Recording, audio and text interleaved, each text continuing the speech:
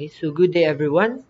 I'm Engineer Brian D. Lustre and today I'm preparing this lecture video para move on tayo sa ating lectures for especially in our lecture for reciprocating engine. So as we all know, aware naman tayo na marami tayong na-miss na mga meetings since dahil sa unexpected events and also sa suspension ng ating local government unit. And parang hindi rin tayo makakamit sa mga incoming meetings. So, um, prepare ko na lang tong recorded video for you to para may aware na kayo kung ano yung mga topic or mga lessons natin for our prelim term. So, this recorded video will serve as our main discussion since nasa asynchronous setup pa rin tayo and nasa sa inyo na if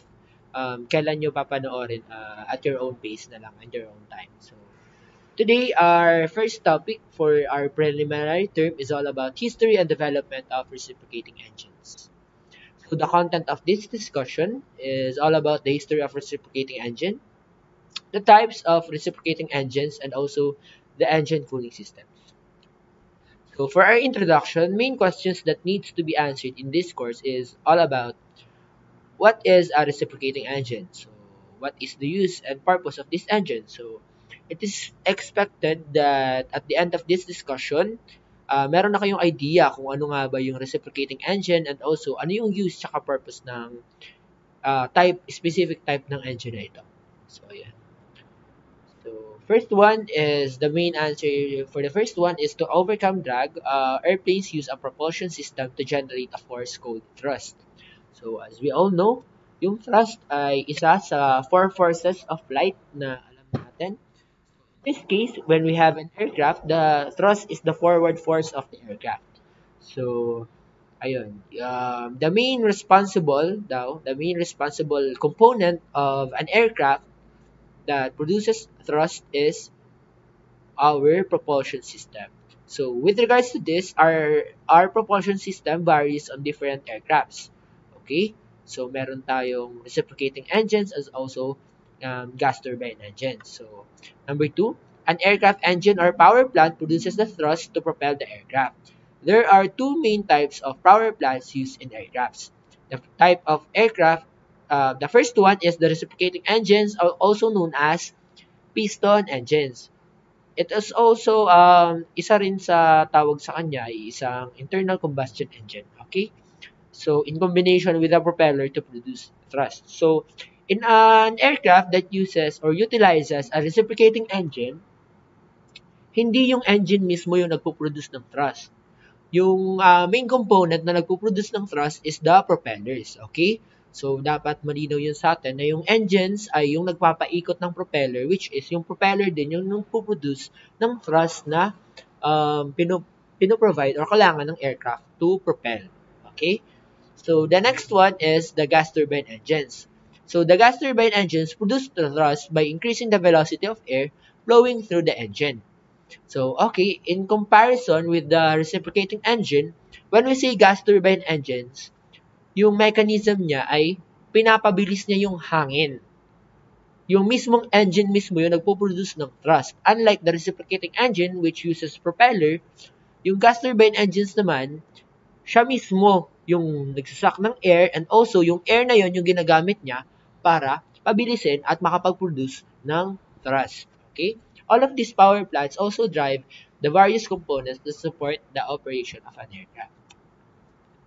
So, ayun. Let's proceed to the history of reciprocating engines in an aircraft, external and internal combustion engines. Okay? So, during 1780s daw, American James Watt designed and built a steam engines that were practical in the use to propel wheeled land vehicles. So, yung pinakaunang engines ay ni-utilize siya hindi sa aircraft kundi sa ating mga wheeled land vehicles. So, typical steam engines in the mid-1800s were essentially refined versions of Watt's simple external combustion steam boilers. So, ito, understood natin na yung first type of engine talaga or reciprocating engine is the steam engines. Okay? Steam work by paano? So, through iniinit yung ating liquid and also yung boil nun or yung evaporation na nagaganap doon, yun yung nagpapaikot ng mismong engines natin by steam. Okay? Steam engines. So, in the 1801 naman, a crude version of the two-stroke engine was initially designed by Frenchman Philippe de Bondy Humberstein. Okay? And patented in 1804. In this design, fuel and air was to be ignited in the cylinder at atmospheric pressure. So ito, yung nagawa nung 1801, ito na yung parang more on hawig na to sa ating mga reciprocating engines at the moment. So meron na siyang isa na siyang two-stroke engine unlike dun sa 1780s na steam engines ginagamit, yung mismong steam lang talaga para mapaikot. Dito, two-stroke engine na siya. Ibig sabihin, may dalawang stroke na para makapagpaikot ng isang machine or mechanism. Okay? So, ayun, fuel and air na yung ginamit dito. Kaya tinawag na crude version. Okay? Ignited in the cylinder at atmospheric pressure, a design which most likely have resulted in relatively low power output. Okay? So, dahil dito sa ini-ignite niya yung fuel and air sa atmospheric pressure, low yung power output na nangyayari dahil na atmospheric pressure lang yung ginagamit niya. So, malalaman natin yan mamaya kung ano yung ginawang changes sa engines na to, kung bakit. Ngayon, marami tayong nakikita ng mga reciprocating engines pa rin na more powerful than this one. So, in 1808 naman, Englishman Sir George Cayley considered as the father of aerial navigation. So, ito, just take note of this, mahalaga to. Designed and experimented with a calorific engine which burned gunpowder as a fuel. The gaseous products of combustion drove a piston within a cylinder that converted reciprocating piston's motion to mechanical work, possibly rowing, Cayley's aerial or carriage. So, ayun. Ito yung machine ni Sir George Cayley. Though hindi siya yung first talaga na aircraft na sinabing nakapagpalipad dahil Wright brothers pa rin talaga yun. Okay? So, although siya yung tinatawag nating father of aerial navigation because of his experiment with a calorific engine. Okay? Gunpowder yung ginamit dito sa fuel. So, alam natin yung gunpowder, yes, ginagamit siya ngayon sa mga rocket engines. Also, malakas kasi yung combustion na nanggagaling sa gunpowder pag ginamit natin yun. Which is also, pag sinabi natin malakas yung combustion, syempre, efficient siya in working in a reciprocating engine. Okay? So, 1857 naman, si Felix du Temple of France successfully flew a clockwork or wound spring powered model having a very modern characteristics of monowing construction. So, monowing construction ginamit dito. Ibig sabihin, isang set lang ng wing. Okay? Rear empennage, tricycle gear, and with a propeller located in the nose. Okay? So, ayan. Though hindi pa siya powered talaga by a man. So, kumbaga, wala pang tao na nakasakay dito sa ginawa niya noong 1857. So, noong 1858 naman, Frenchman Etienne Lenoir, okay, fascinated by inventing useful devices, began work in 1850 on a new type of engine that electrically ignited lightning gas, okay? Yung mga typical daw na ginagamit sa ating street lamps with atmospheric pressure air, thereby producing the expanding gases that could be harnessed for generation power. So, ayun. Ito nung 1858. Noong 1866, also, German inventor Nicholas August Otto, so si Otto na to, and his brother Wilhelm designed various variations of two-cycle. Okay? Ito, si Nicholas Otto reorganized his company with Gottlieb Daimler as the president and Franz Rings as chief engineers. Okay? So, ito na yung pinakamahalaga na ginawa ni Otto. Otto's engine concept, the four-cycle engine. So, nanggaling sa kanya yung Otto engine, okay? Four-stroke engine, nanggaling kay Nicholas August Otto. So, he is the man who made it possible to create internal combustion engine. So, ayun. Internal combustion engine, ibig sabihin, hindi siya external combustion engine. Pag sinabi natin internal combustion engine, naka-isolate yung air sa loob. Fuel and air mixture. Para siyang nag-act as vacuum. Walang leaks, okay? So, dito, yung ganung feature, which is yung internal combustion engine, very efficient siya in producing combustion. Kasi mas maganda yung ignition characteristics if hindi siya naka-atmospheric pressure. Yan, no? The critical distinction of four-cycle engines operation comprising the fuel and air mixture within the cylinder prior to ignition, dramatically raising the power output and overall efficiency. So ito yung sinasawag natin na Otto cycle. It's the four-cycle engine. It is the fundamental engineering of thermodynamic principle. So, in 1885 naman, gasoline-fueled motorcycle automobiles powered by both 2 and 4-cycle engines were manufactured in relatively small quantities. Manufacturing volume would not be long coming, however. So, yun. Noong 1885, nag-start na sila in using gasoline-fueled motorcycles and also automobiles na nagpa-power by using 4-stroke and 2-stroke engines. Okay? So, ito yung Otto cycle, ideal Otto cycle.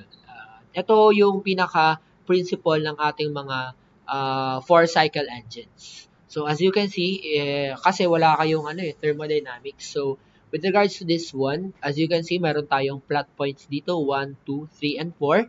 For the 1, 2, ito, for the first process, 1 to 2, we call that isentropic process. So, ibig sabihin nito, bumababa yung volume, although tumataas yung ating pressure. So, tawag natin doon ay isentropic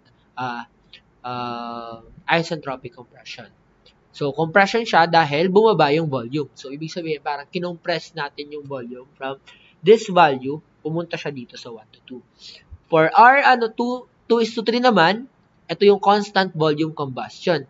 So, ito na yung nangyayari. Parang kinumbust yung gases natin, fuel and air, pagka-combust ng fuel and air, nangyari yung pagka-compress compress ng fuel and air, nangyari yung combustion, which happens in a constant volume combustion. So, makikita natin dito, yan, constant yung volume niya. Yung volume niya, hindi nagbago. So, ayun yung 2:3. Diyan din pumapasok yung heat natin. Q in, ibig sabihin, yung heat natin. 3:4 naman is an isentropic expansion. Ibig sabihin ng expansion, papataasin natin ngayon yung volume. Pero, bumababa yung pressure. Okay? So, 4:1, ulit, constant volume heat rejection naman. So, ito yung exhaust stroke naman. Tinatanggal na natin yung ating residues or exhaust, tapos uulit na naman yung process dito. Kaya siya tinawag na Otto cycle, ideal Otto cycle. Noong 1903 naman, the early experiments of Orville and Wilbur employed a horizontally arranged inline 4-cycle engine designed by the Wright employee and mechanic Charles Taylor. So, ito si Charles Taylor yung madalas, sabi nga, parang nakakalimutan siya sa history natin. Parang yung tinatandaan lang natin is si Orville and Wilbur. But, in reality, hindi matutupad yung the Wright Flyer o hindi makakalipad yung Wright Flyer without Charles Taylor.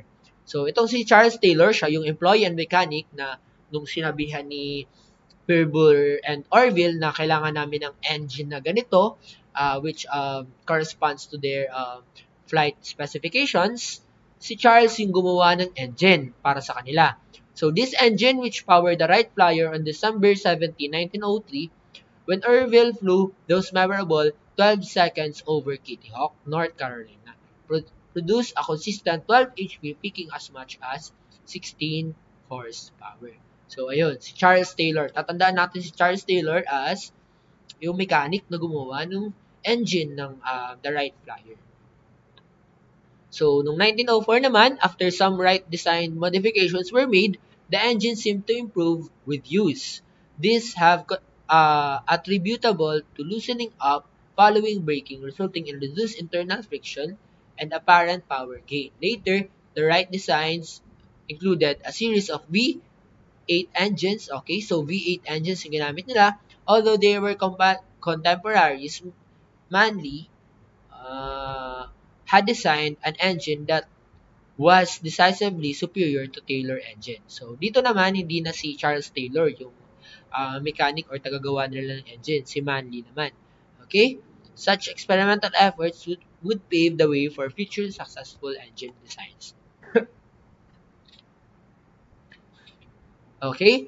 So, ayun. Sabi dito, in the first few years daw, immediately following Orville Wright at Kitty Hawk, Orville Wright's flight at Kitty Hawk, maraming mga manufacturers yung nag-design din, nag-build and nag-fly ng mga aircraft. So, ayun, many engines have been made like the Antoinette engine noong 1908, ito na rin Curtiss air-cooled V8 engine noong 1908 din, 0.5 HP and 100 HP. So, ayun. May V16, V32. So, yun. Tandaan nyo na lang to. Mga Omega rotary engine, Genome engine, Curtiss OX-5, and Genome rotary engine. So, the latest advance in aircraft reciprocating engines were pioneered by mid-1960s. So, from 1903, 1960s na, dun na nag-advance talaga. So, yun. Frank Stillard. Ito. Frank Stillard. Okay? So, ginamit na raw dito na fuel natin ay diesel-fueled reciprocating engines.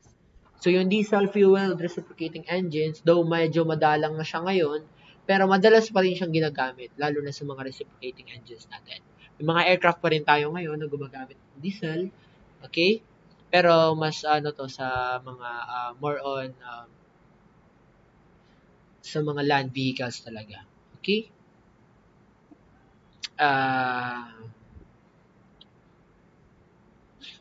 Yun. Standard aviation fuel kerosene. So we also have different types of fuel used in an aircraft. Meron tayo avgas, Jet A, Jet A1, Jet B. Okay? So this provides more independence, higher reliability, lower consumption, and operational cost saving. In 1999, yun, Thillard aircraft engines daw ay nagawa by Thillard. Okay? So, to design, develop, and justify a brand new Jet A burning diesel cycle engine, also known as jet-fueled piston engines. Ito na yung ginagamit ngayon talaga. Mga jet-fueled engines na talaga. Jet A fuel engine. So, yung founder talaga noon ay si Thillard or si Frank Thillard. Okay? By March 2001, the first prototype engine became the first certified diesel engine since the World War II. Okay? So, basahin nyo na lang to. May mga manufacturers. Jet-fueled piston engines technology has continued to progress on a full authority digital control or FADEC. Discuss more fully later in the chapter. It is a standard equipped for the aircraft which minimizes complication of engine control. By 2007, various jet-fueled piston aircraft had logged over 600,000 hours of service. So let's proceed to the types of reciprocating engines. So aircraft engines can be classified by several methods. Pwede natin silang i-classify sa iba't ibang methods. So meron tayong by operating cycle, by cylinder arrangement, or by method of thrust production. Okay? Pero lahat ng heat engines, they convert fuel into heat energy. Tinatawag silang internal combustion engines.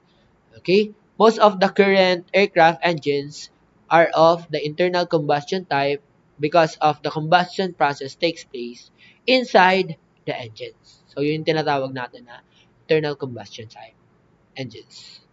Aircraft come in different types such as gas turbine base, reciprocating piston, rotary, 2-4 cycle. So iba-iba to. Ito yung una, gas turbine or reciprocating by operating cycle yan. Okay? Ito namang rotary, 2 or 4 cycle, yan naman yung by cylinder arrangement. Okay? So many types of reciprocating engines have been designed. However, manufacturers have developed some designs that are used commonly on others. Okay? So the first one na i-discuss natin, types of reciprocating engine by cylinder arrangement. Okay? Ito yung by cylinder arrangement. First one is the radial piston engine. So yung radial piston engine consists of one or more rows of odd-numbered cylinders. So dapat yung ating radial engines, nakapabilog siya, palagi siyang odd-numbered. Okay? So hindi siya even-numbered. Okay? Tatandaan natin yun. Due to the small size of the crankcase, the engine had better power-to-weight ratio than most other designs of their day. So kung mapapansin natin dito, if ito, titingnan natin yung ating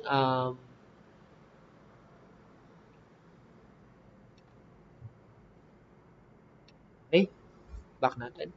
Tingnan natin yung ating sample ng radial engine, yung crankcase natin, which is yung nasa gitna. Maliit siya compared dun sa mga inline, horizontally opposed engines natin na pahaba. Okay? So, in terms of width, mas maliit talaga siya. So, ito rin, yung radial piston engine din, mas malakas yung power-to-weight ratio niya. Okay? So, ibig sabihin, malakas yung power ng pag-ikot niya. Okay? Pag-ikot ng ating crankshaft. Okay? Malakas yung ikot ng crankshaft compared to the weight of the engine. So, the cylinder arrangement allowed for good cooling, airflow, and smooth operation. So, kung mapapansin kasi natin, bakit daw nasabi na maganda yung airflow? Kasi, lahat nakaharap sa hangin pag sinabi nating radial piston engine. Kung mapapansin natin, yan, halimbawa meron tayong odd-numbered row of cylinders. Lahat ng cylinders natin, sinasalubong niya yung hangin. Unlike dun sa mga inline engines natin na may nakakatago-tago pa, nagkakaharap-harapan sila, dito sa reciprocating engine natin, na radial piston engine, lahat ng cylinders natin ay nakasalubong sa hangin. Okay, so maganda yung airflow ng operation or smooth yung operation ng engine natin dito. Okay, typical configuration of single row radial engine consists of 5 to 9 cylinders evenly spaced on a circular plane with all the pistons connected to a single crankshaft. So yun, yung usual daw na configuration or numbering ng ating piston engine ay radial piston engine ay 5 to 9 cylinders. Okay? Parehas add number. Okay? Multiple row radial engines consisted of 2 row. Ibig sabihin nito, hindi sila isahan lang. Okay? So ito, makikita natin dito sa or dito mapapansin nyo. So, ibig sabihin, multiple row radial engines sila. Okay? This type of engine is sometimes referred to as double row radial engine and typically has 14 or 18 cylinders. So, the more the cylinders, ibig sabihin, the more the power then it produces. Okay? So, yun yung advantage ng mas maraming cylinders. Though yung radial piston engines, isa sa wait lang.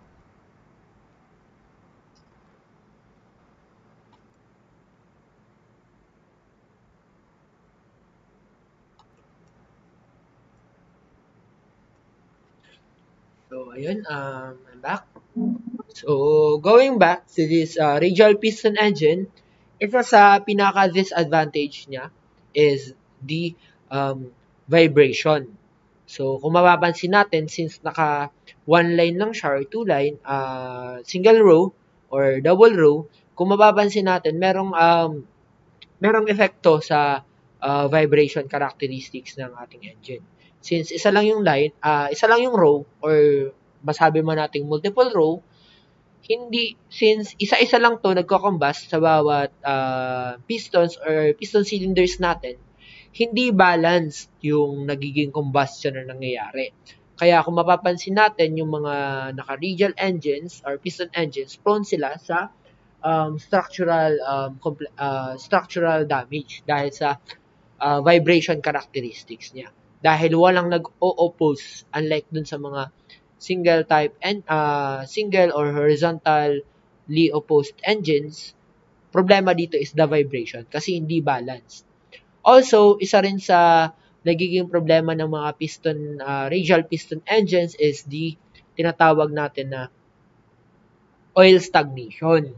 Kasi kung mapapansin natin dito, dito sa upper photo natin, hindi naman yung cylinders dyan yung mismo. Itong mga piston cylinder heads, hindi yan umiikot. Yung umiikot is mismo yung propeller. So, kung mapapansin natin, since meron tayong gravitational attraction, dito na nangyayari sa engines, yung mga nasa baba, okay, yung mga nasa baba na piston engines or piston heads pala, hindi sila same ng nakukuha na lubrication system compared dito sa nasa taas. Dahil yung oil natin dito, okay, yung oil natin dito sa taas is nakapababa, nasa baba, nai-stuck siya sa baba, and nandito yung mga nasa baba rin, nai-stuck din dun sa mismong piston heads. Dito sa baba. Ito, nandito sa itong part, mismong engine, ito, sa baba. So, kaya yung ginagawa sa mga radial piston engines, before sila start, minamanual, iniikot muna yung propellers nila. Minamanual, paikutin yung propellers para yung oil is umikot din. Okay? Para maganda yung lubrication system. Para hindi magkaroon ng too much friction within the cylinders inside the piston cylinders. Okay? Sa cylinder walls natin. So, ayun. Isa yun sa disadvantage nitong radial piston engines. Dito sa mga nasa left and right.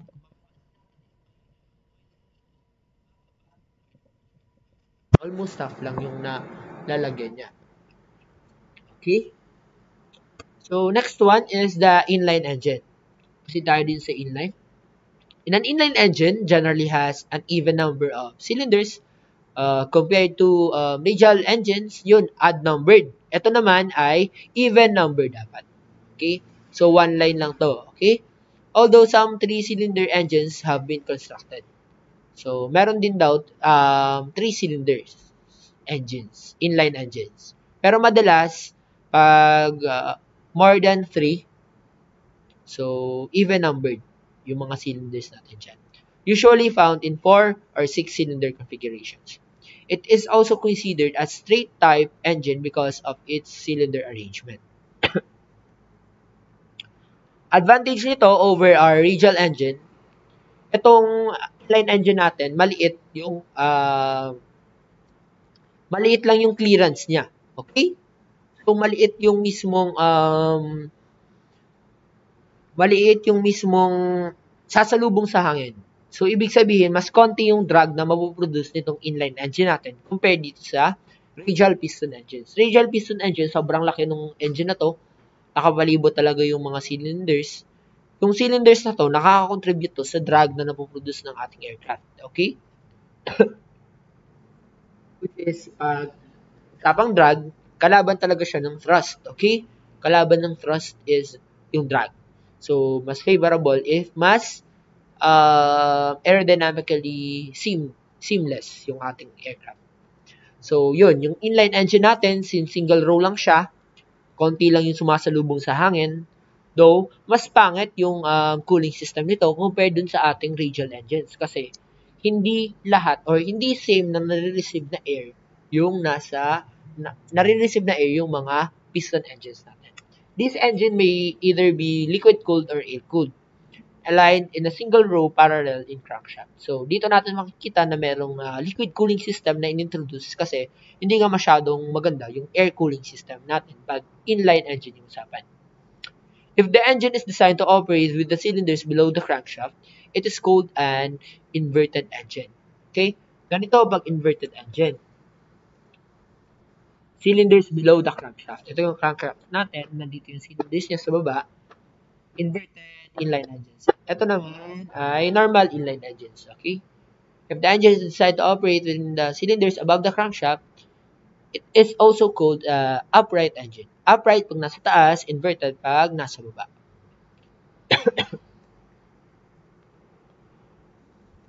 Okay? So, ayun. So, nasabi na yung inverted engine, pag nasa baba yung mga cylinder heads natin, mas maganda yung ground clearance. Okay? Propeller ground clearance. Kasi, syempre, nasa baba yung mismong piston heads natin. Mas tataas ngayon or mas mag-elevate yung ating propellers natin. So, mas mataas yung propeller clearance niya.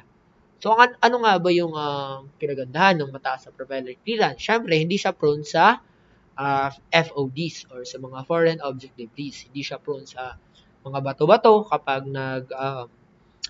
nagla-landing or nag-take off sa mga unpaved runways. Okay? When mounted with the cylinders in an inverted position, okay, yon, greater yung propeller ground clearance. Pero pag nasa taas naman, pag naka-upright naman, shorter yung um, propeller ground clearance. Okay? So, mas malapit yung propeller ground clearance. So, yan. Isa rin sa advantage ng inverted position kapag nasa baba yung engine cylinders natin is yung landing gear. Pwede natin iklian. Okay? Pwede na natin iklian. Compared din sa mas malapit na propeller clearance para maitaas natin, papahabain natin yung landing gear. Pero, ayun, mas maganda yung mas maikli kasi mas maganda yung pilot visibility kapag nasa ground. Okay? Inline engine sa small frontal area. Okay, ito, tama. And it's better adapted to streamlining. It also has the least amount of drag. With increase in engine size, air-cooled inline type offers additional problems to provide proper cooling. Therefore, this type of engine is confined to low and medium horsepower in very old light aircraft. Okay? Yun, air-cooled inline type offers additional problems in proper cooling. Kasi, yung mga nasa likod ng mga cylinders, sila yung umiinit dahil hindi sila nakaka-receive ng enough air. Okay? Free stream air para mapalamig sila. The rearmost cylinders of an air-cooled inline engine receive relatively little air cooling. So, inline engines were typically limited to only 4 or 6 cylinders. Kaya hindi siya masyadong nilaramihan para hindi rin ganun kainit yung mangyari or maramdaman nung nasa dulo ng mga cylinder heads natin. Okay? So, next one is the V-type engines. V-type engines naman, para lang din siyang inline engines pero dalawa. Two sets ng inline engines na nakabank. Okay? Pwedeng 45 degrees, 60 degrees, or 90 degrees apart. Yung angle yan dun sa V-type engines. So, V-type engines has two row cylinders. They are typically capable of producing more horsepower than inline engine. Mas malakas sa inline engine, yes. Kasi mas pwede mong damihan.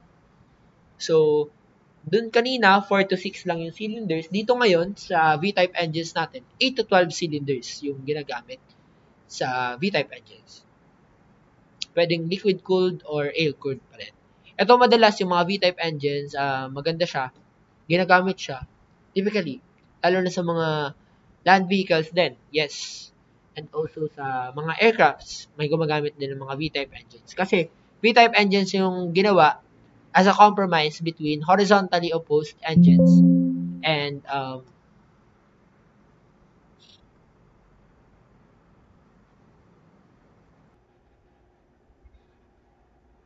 so let's continue our discussion. Nag-charge lang ako. So, ayun. So, it is also considered to provide an excellent combination of weight, power, and small frontal area. So, ayun. Sabi ko nga, V-type engines, nagawa siya as a compromise between horizontally opposed and inline engines. Okay? So, ginawa to, V-type engine, siya yung pinaka parang excellent combination of weight, power, and small frontal area. So, let's proceed to the horizontally opposed engines.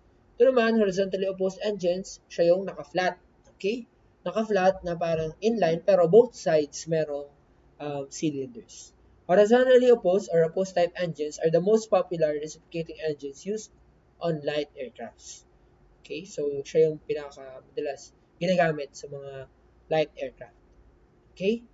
It always have an even number of cylinders. So, hindi siya pwedeng maging odd-numbered cylinders compared sa ating inline engines dahil yung horizontally opposed, equal dapat yung numbers nila sa left and sa right engines.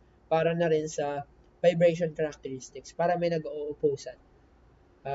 One side of crankcase opposes a cylinder on the other side. Okay? The opposed type engines has two banks of cylinders directly opposite to each other with a crankshaft at the center. So yun, crankshaft nasa center, pistons nasa both sides. Okay, it can also be air-cooled and also liquid-cooled, but air-cooled version is used predominantly in aviation. It is generally mounted in the cylinders in a horizontal position.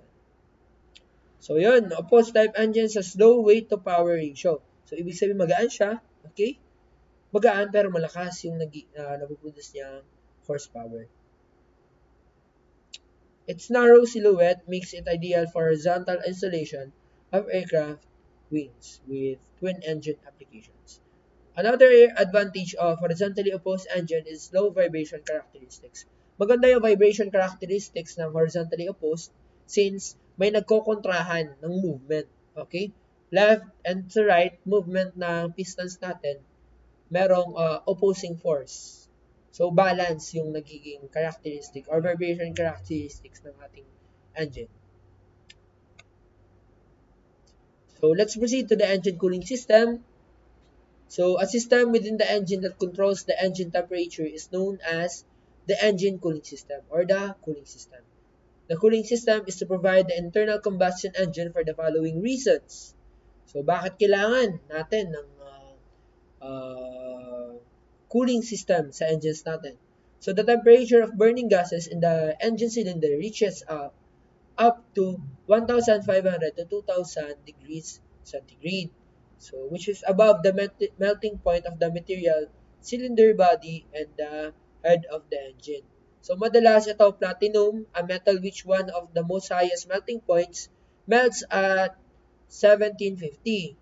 So, ito, 1500s na, okay, 1,500 to 2,000 degrees centigrade, sobrang init na talaga nito, above na siya sa mga melting point ng mga materials natin. So, kailangan talaga natin ng cooling system dyan.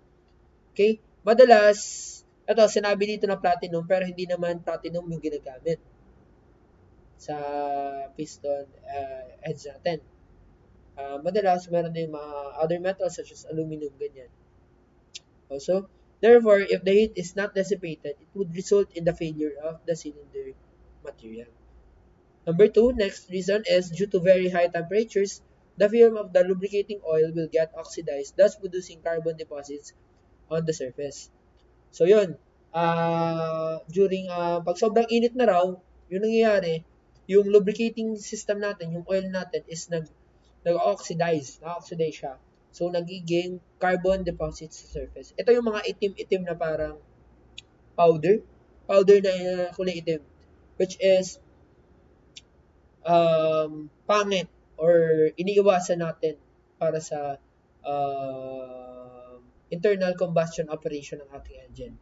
Dahil kailangan nga natin ng lubricating system. Pag ma-oxidize yan, magiging powdery yung feel niya, makaka-contribute din sa friction.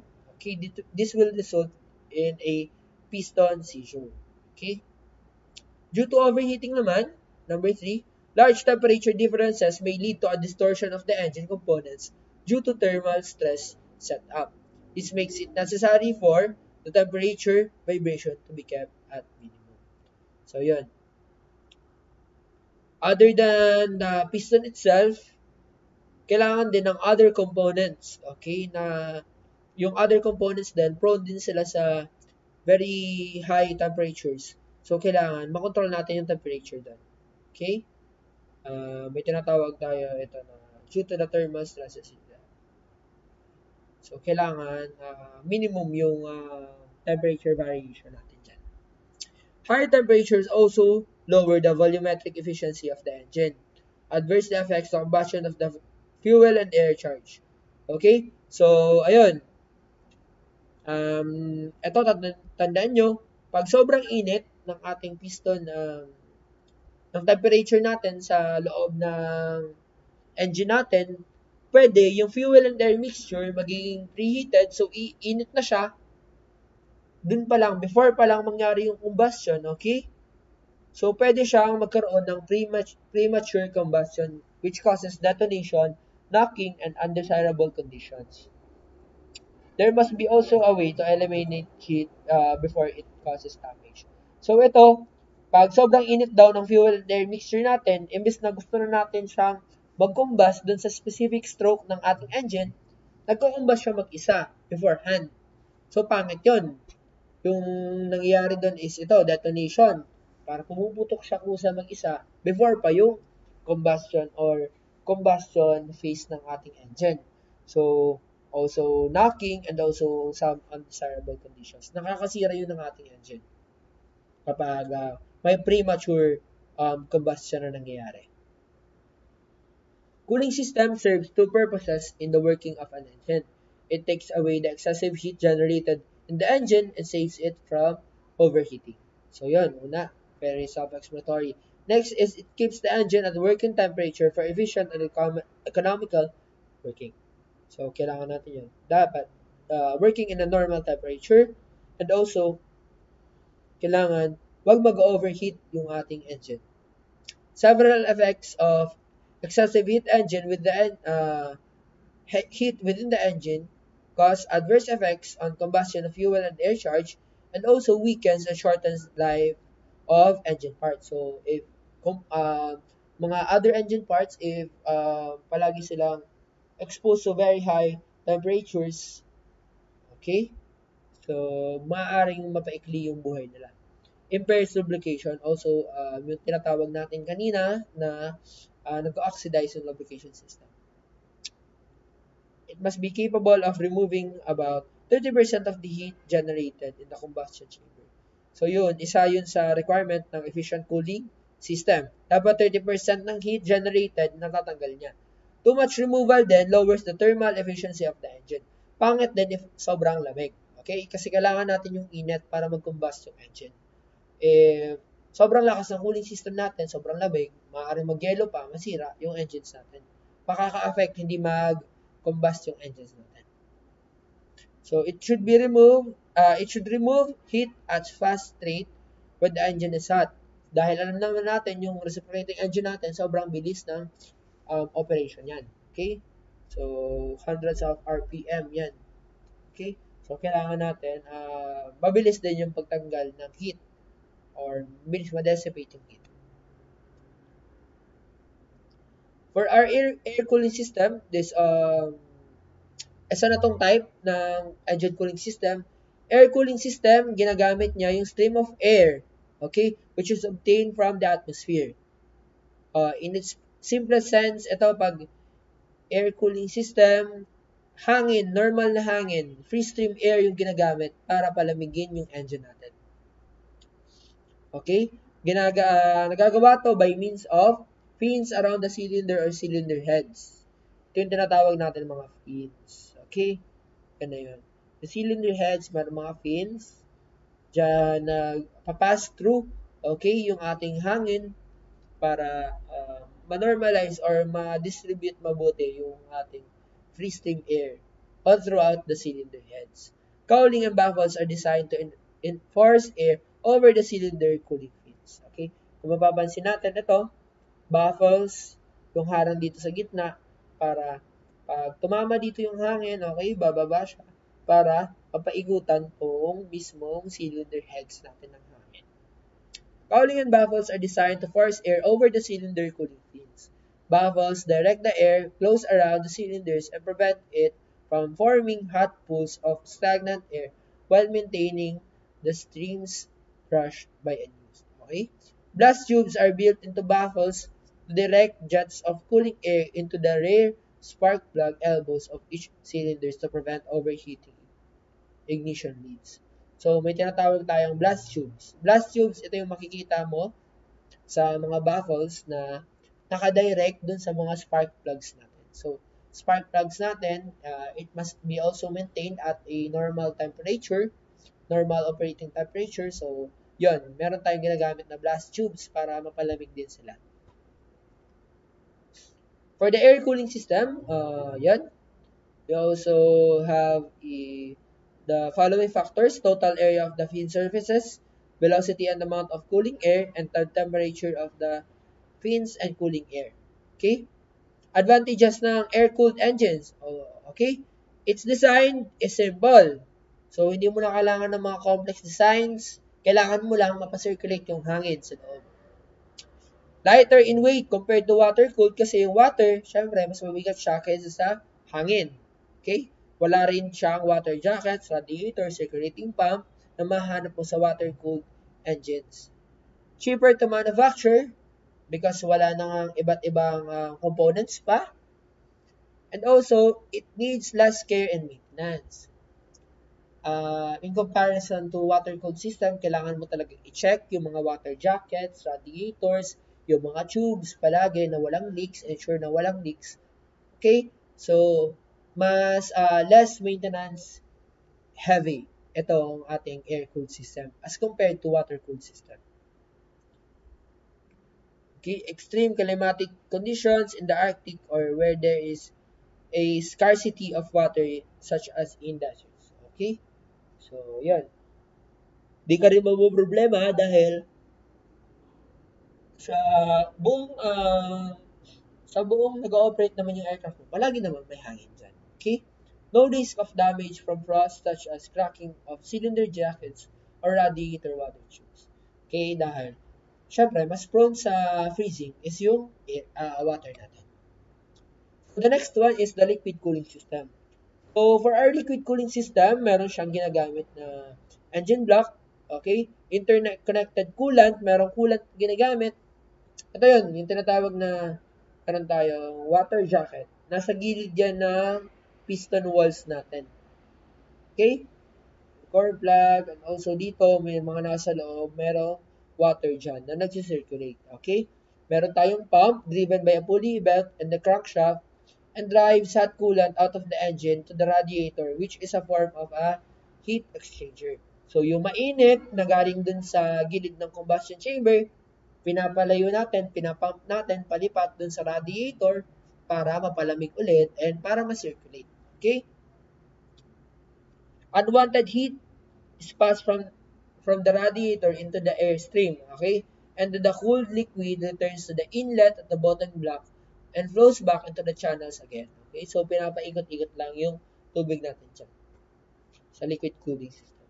So, dito, radiator talaga. Radiator yung ginagamit natin na component.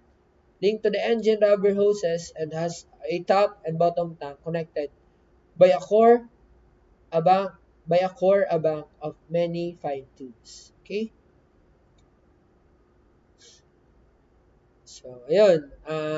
In an engine daw, in an ordinary working temperature, the coolant is only just below the normal boiling point. Yun yung normal operating temperature. Okay? The risk of boiling daw is avoided by increasing the pressure in the system, which raises the boiling point. So, pag na-increase yung pressure sa system, increase din yung boiling point. Okay? The extra pressure is limited by a radiator cap, which has also a pressure valve in it. Excessive pressure opens the valve and the coolant flows out through the overflow pipe. Okay? So, ito yung radiator natin. Radiator, dito pinapadaan yung hangin para mapalamig yung ating air dyan to cool the air, and also papasok dito sa mismo cylinder heads natin and lalabas ulit, ipapump ulit palabas, papunta ulit dun sa radiator natin. Water liquid pump. Okay, ito parts ng liquid cooling system natin. The water or liquid pump. This is a centrifugal type pump. It is centrally mounted at the front of the cylinder and is usually driven by means of a belt. Okay? Ito yung pump natin, water or liquid pump. So, nagagali yung pumping mechanism niya dito mismo sa ating conveyor belt na nakakabit dito sa ating propeller natin dyan sa gitna. Okay? Body or casing, merong impeller or rotor shaft, bearings, bush, liquid pump, and seal, and pulley. The power is transmitted to the pump spindle from a pulley mounted at the end of the crankshaft. So, ito yung end ng crankshaft. Dito nakakabit yung belt natin na nagpapaikot para ma-power din yung pump natin. Fan. Next is the fan. The fan is generally mounted on the water pump pulley, although on some engine it is attached directly to the crankshaft. So, yun. Merong iba daw na naka-directly connected sa crankshaft. Meron namang iba na merong pulley mechanism. Okay? Yan. Nag-act yung fan para higupin yung hangin papunta dun sa radiator para ma-increase yung efficiency ng radiator. Next radiator is used to cool down the water received from the engine. Okay? Upper tank, lower tank, and tubes. Yun yung components ng ating radiator. Ito, hot water from the upper tank which comes from the engine flows downward. Ito na. Galing dito sa taas, papunta pababa, and papunta uli doon sa tube natin para ibalik doon sa chambers natin. Yun yung ginagamit. Basta tandaan nyo, radiator, siya yung nagpapalamig, okay? Cools down the water received from the engine. Dahil ito, alam natin, ito yung pinakamainit na water na nagagaling dito sa papalabas. Dahil yung nagaling mismo dun sa mga cylinder heads natin. Okay? Sa piston heads. Pwedeng gill tube, radiator, tubular radiator, or honeycomb, or cellular radiator. Thermostat valve. Ano yung thermostat valve? Okay, ito yun, thermostat valve. Ito yung nagbubukas and nagsasara. Okay? With the effect of temperature.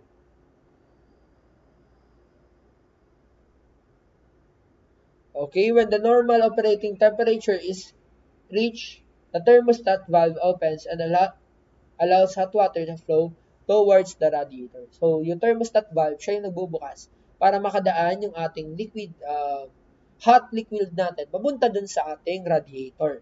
Okay? The standard thermostats, ito, tandaan nyo to, 70 to 75 degrees Celsius and fully open at 82 degrees Celsius. So, pag 82 degrees Celsius na, normal operating system, dun lang nabukas yung ating thermostat valve. Okay? By anti-freeze. Diba na anti-freeze? 3 types ng thermostats. Bellow type, bimetallic type, and pellet type. Pressure cooling system. So, meron tayong ito, another part of the liquid cooling system. In the case of ordinary water cooling system, when the cooling water is subjected to atmospheric pressure, the water boils at 212 degrees Fahrenheit. But when the water is boiled in a closed radiator under high pressure, the boiling temperature of the water increases. Okay, so pag mataas yung pressure, mas mataas yung boiling point niya. Okay? The higher temperature gives more efficient engine performance and affords additional protection under high altitude. Okay? Pressure type radiator cap is used with the force creator water cooling system. Okay? Ito yung pressure release cap para maiwasan natin yung sobrang taas na pressure dahil sobrang taas na rin yung boiling point nun, sobrang iinit talaga yung mismong water natin. So,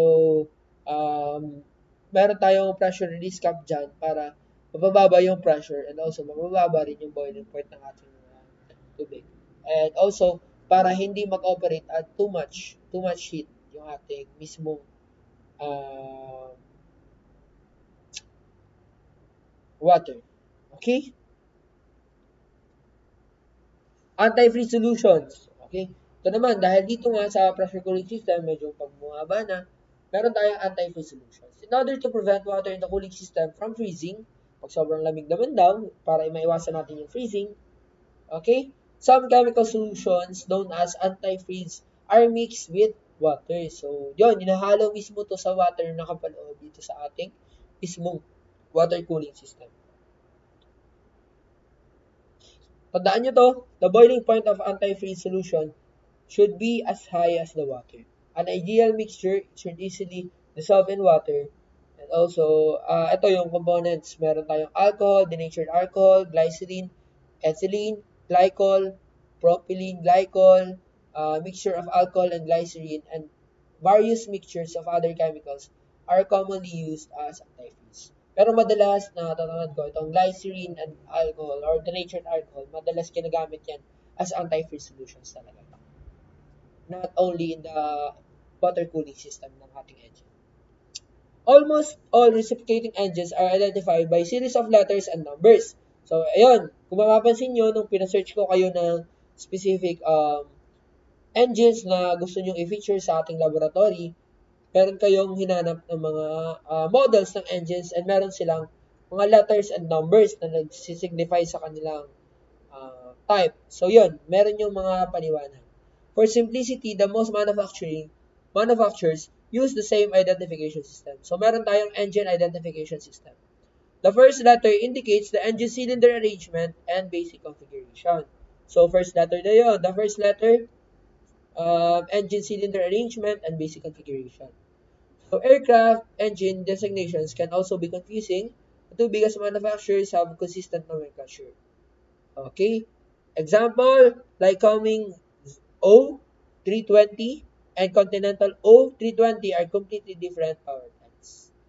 Okay? Magkaiba kasi sila ng manufacturer. Pero mostly, sa kanila, same dapat sila ng nomenclature. Okay? So, yun, the letters designate the characteristic and the number denotes the engine series. The final letter of the series further distinguishes the engine like trim package or in the singular car model. So, yung O, halimbawa, model, Lycoming O. Ibig sabihin ng O, opposed, as in horizontally opposed cylinders.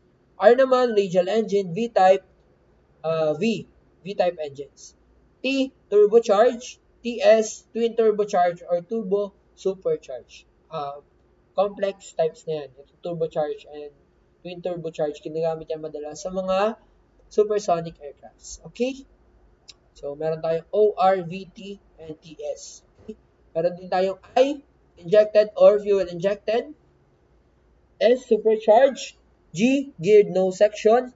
F, FADEC or full authority digital air engine control. Ito, madalas na ito ngayon, naka-FADEC na yung mga engines natin. Meron digital engine control. L, left hand rotation or counter rotating. H, horizontally mounting for helicopters to. And H, vertical mounting for helicopters. A, inverted mount. AE, aerobatic, presumably inverted fuel and oil systems. Okay? The numbers in the engine identification code indicate an engine displacement. Okay? For example, yung kanina, Lycoming O320 indicates opposed to or horizontally opposed engine with a displacement of 320 cubic inches. So, ibig sabihin nito yung volumetric displacement nito sa loob ng bawat cylinder. 320 cubic inches. Yung mismong volumetric displacement. Mas mataas, ibig sabihin, mas mataas na power ng engine. Okay? Some engine identification codes include a letter designation after the displacement to indicate the model or modification to a basic engine. Bawa O320A, ganun. Okay? Meron na rin yan sa manufacturer specifications. For example, AEIO 360 is an aerobatic engine dahil AE, that is fuel injected, dahil I, and horizontally opposed. O. So, AE, aerobatic, I, fuel injected, and O, horizontally opposed. So, pwede yun. Iba-iba kasi yung types na, maraming types yung mismong specific engine niya. Consider an engine with the following identification code. Ito, LIO 360-C. So, merong letter sa dulo. This code designates an engine that is left-hand rotation dahil L, fuel injected dahil I, and horizontally opposed dahil O. Displaces 360 cubic inches and is a C model. C model na siya. Yung dash sa dulo.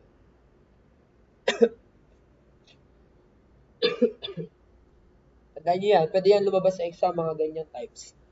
Kayo yung magsusulat kung ano yung meaning niya, ng engine niya. Okay? So, every Continental Motors naman daw, CMI Incorporated, CM Incorporated engines consist descriptive configuration code. Okay? Para yung kanya-kanya. So, ayun. Sa kanila, ito, TS, turbo supercharged, fuel injected, horizontally opposed. Meron specification number and also merong shipping designation, B. Okay? So, in this example, yung number 1 sa dulo, okay, designates the accessory configuration for this engine. Also note, the code B daw, yung nasa dulo, following the specification number 1 is normally a shipping designation or a customer requested deviation from the designated engine assigned by the CMI. Okay? Or the Continental Motors. Okay? These codes do not affect the model of the engine. Yan. The figure shows on the right demonstrates a typical CMI jet fuel engine configuration scheme. Example to, pwede nyo itong pag-aralan kung bakit naging ganyan. GLLF. Okay, liquid cooled down, L. Left-hand rotation, L kung nasa unahan. Okay? FADEC, equipped engine, F. Activity, pero pwede nyo itong pag-practicean. Dahil paaaring ganito yung lumabas sa exam, ganyan. Tapos ilalagay nyo yung description ng mismong engine. Reciprocating engine operating principle. So, ayun, pag-aralan natin yung operating principle ng reciprocating engine. Ito, makikita nyo sa picture, meron tayong 4-stroke reciprocating engine. Meron tayong induction, compression, power, and exhaust. Induction, at in other references, intake to. Intake, compression, power, and exhaust. Okay? So, the relationship between pressure and volume and the temperature are the basic principles of an engine operation. Pinaka-follow dito na operation is yung kanina natin, yung kay auto cycle. Okay? So, fuel is vaporized and mixed with air and forced into the cylinder, compressed by a piston, and then ignited by an electric spark, and the conversion of the resultant heat energy into mechanical energy, and the work is accomplished in the cylinder. So, una, tatandaan nyo, titignan nyo dito, yung cylinder natin is pababa. Pag pababa to, mag-open yung mismong intake valve natin, papasok yung hangin, tawag natin doon ay intake, okay, induction. Dahil iikot pa ganito, bababa yung cylinder head natin, hihigupin niya yung hangin, itataas niya ulit. Mangyayari doon, pag nakahigop na ng hangin ngayon, sasara na ngayon yung intake valve natin, tapos, i-compress na natin yon yung fuel and air mixture natin. Pag na-compress na natin, doon na mag-i-ignite. Okay, mag-i-ignite siya by an electric spark. Yung by the use of spark plug natin. Ito, spark plug. Pag nag-spark yung spark plug, magkakaroon ng combustion sa loob, which drives yung mismong cylinder natin uli pababa. Kung makakikita natin yung cylinder head natin bababa, hindi na yun dahil sa intake. Dahil na yun sa combustion na nangyari. Dahil sa pagputok ng fuel and air mixture natin sa loob, bababa na yung cylinder head natin and yun yung magpo-produce ng downward stroke, which is yung power stroke na tinatawag natin. And also, yung gagawin na next is i-exhaust na or ilalabas na uli yung residue or yung mismong pumutok na air and fuel mixture. Ilalabas uli yun para mag-intake na uli ng panibagong or fresh fuel and air mixture. Meron tayong dalawang type ng primary reciprocating engine. Una is the spark ignition by the use of spark plug to Next one is yung compression ignition or diesel engines, meron silang fuel injector. Okay? So, wala siyang spark plug. Okay? Umaasa lang to sa mismong combustion na process ng ating fuel and air mixture.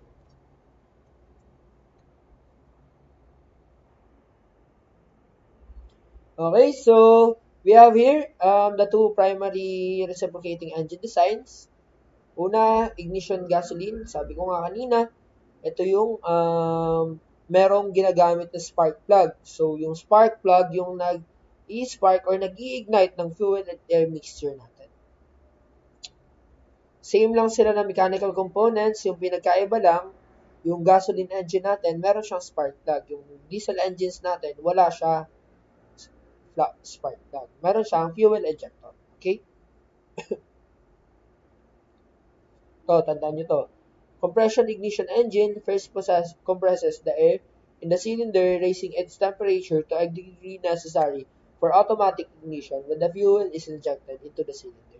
Umaasa siya sa mismong compression ng ating fuel and air mixture para mag-ignite. Okay? Okay. So, yan. Tingnan natin dito. Meron tayong two-stroke cycle. So, madalas yung kanina nakita natin, madalas yun sa mga four-stroke engines. So, meron din tayong tinatawag na two-stroke engine. Ito yung dalawa lang yung stroke ng engine na to, which is intake and compression and exhaust, sabay-sabay siyang nangyayari. Intake, compression, and exhaust. Yung kinaibahan lang, yung power stroke, yun yung naka-separate. Ito, madalas to makikita sa mga motorcycles.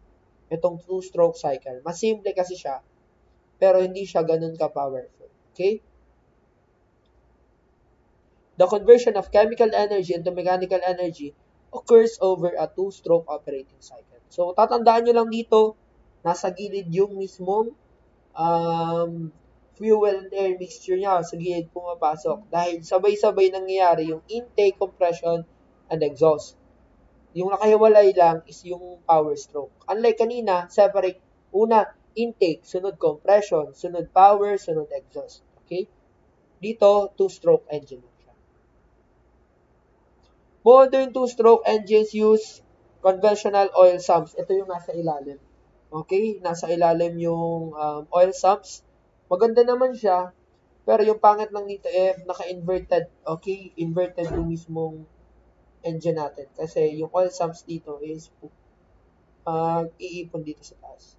Pero kaya madalas siya sa mga two-stroke engines lang dito na sa baba. Pag umiikot to, okay, yung mismo lubricating system, kinukuha niya yung oil galing dito, ayan, tinatransfer din, papunta dun sa taas. Okay? Spark ignition. Yung spark ignition four-stroke engines naman, most common design siya sa general aviation aircrafts. Okay? May tulong ng spark plug. Okay? Ito yung main component. The spark plug. Siya yung nag-i-spark para mag-ignite yung fuel and air mixture natin. Yan. Four-stroke engine. The first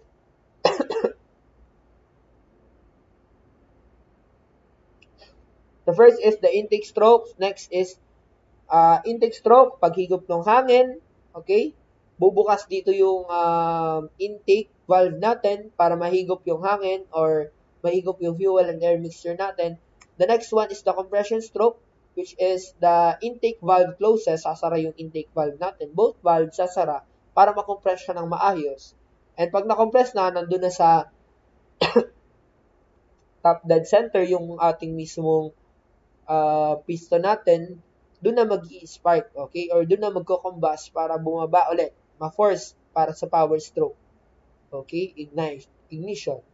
And next one, lastly, is the exhaust stroke. Ito try na i-purge lahat ng burn gases.